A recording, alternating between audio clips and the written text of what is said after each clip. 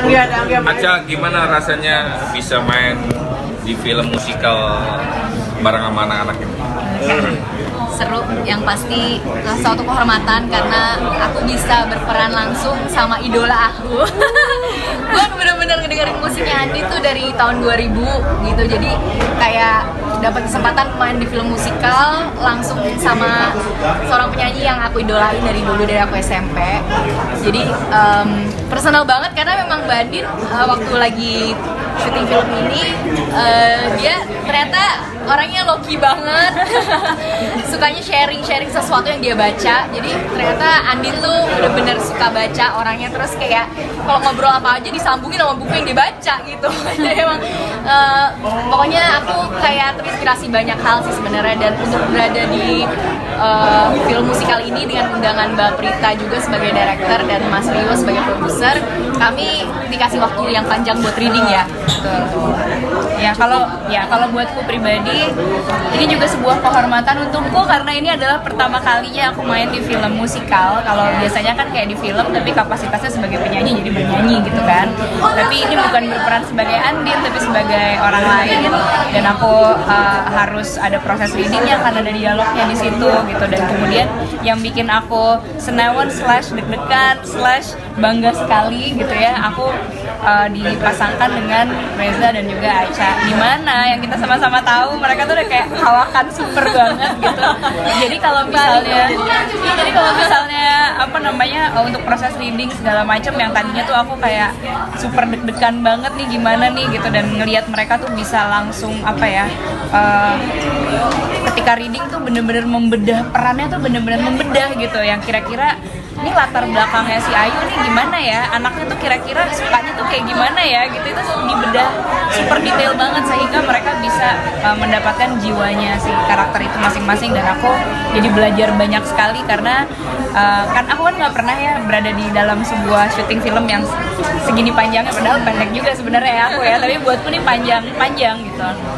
Reza dan Aca berulang-ulang kali ngomong, Din lo beruntung, film pertama lo ini tuh adalah tim yang bener-bener profesional, solid, enak gitu ya, dan semuanya tuh kayak ngeflow gitu.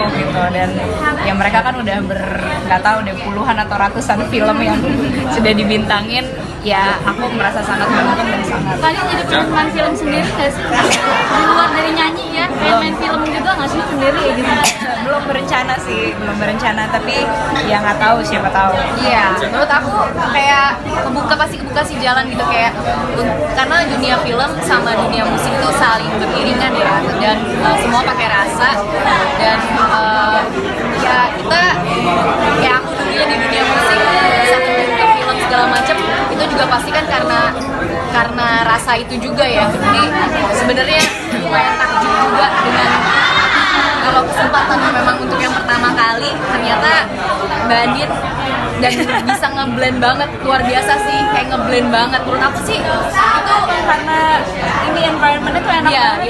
Iya. Dan kita cukup latihan sih, cukup banget readingnya. Tapi apa tadi? Karena katanya kan 3 menit pertama emang bau, abis itu hidungnya sudah terbiasa. Jadi sebenarnya masih bau, tapi udah normal jadinya. Tapi ya kurang lebihnya sama ya, karena waktu pertama kali turun dari mobil pastinya kayak ayo siap-siap gitu rasanya gitu. Tapi lama-kelamaan ya udah emang udah ada di situ terus gitu kan.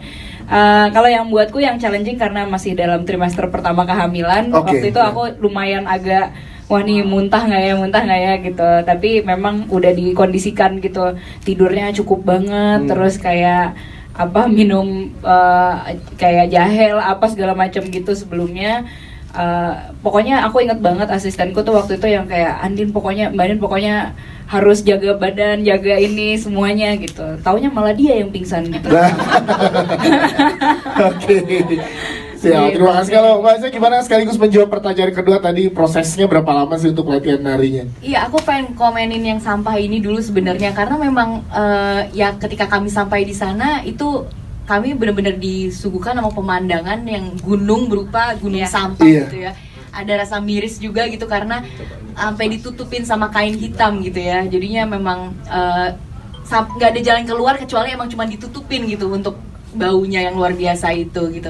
Ketika di sana kami ditawarin untuk pakai boots yang bisa supaya kita jalan ke area lokasi, Cuma ya Reza pada saat itu sok-sokan dia nggak mau pakai boots. Oke. Ya udah akhirnya kayak dia keinjak sesuatu yang basah-basah gitu. Oke. Lalu lama-lama kita kebiasaan untuk menghirup udara dengan keadaan seperti itu, bahkan udah yang kayak udah bodo amat deh, gue makan aja di sana. Jadi kalau kita makan tuh bener-bener makan siang, break makan siang di tengah sampah. Wow. Dan kami bener-bener udah seperti bayi-bayi di sana tuh yang lagi digendongin sambil disuapin makan. Iya. Itu di antara truk-truk penggaruk sampah, dan mereka sambil kerja ngambilin plastik sambil makan di situ. Jadi kita Wow. kayak udah ya emang itu yang membuat kita terbiasa akhirnya gitu. Plus sempat ada angin puting beliung Oh, gitu. iya. Oh iya. Semua tornado sampah gitu.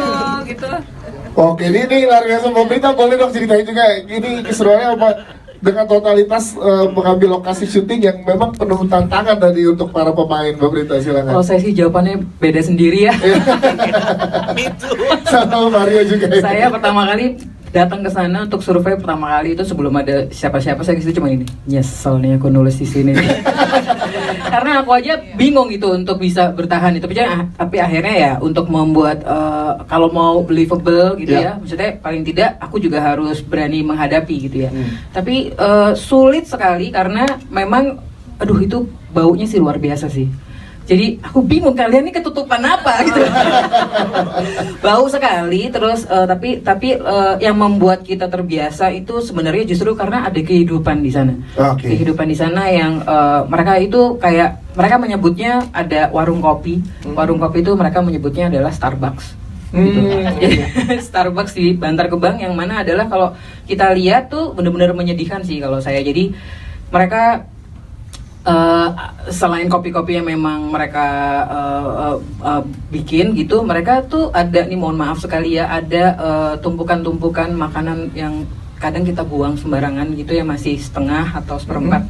Sama mereka itu diambil lalu kemudian dimasak lagi di sana. Nasi goreng. Itu ya entah nasi goreng, entah apa gitu. Itu yang membuat saya jadi ya buat apa saya ngerasain jijik atau apa karena mereka hidup di situ seolah-olah nggak ada apa-apa gitu.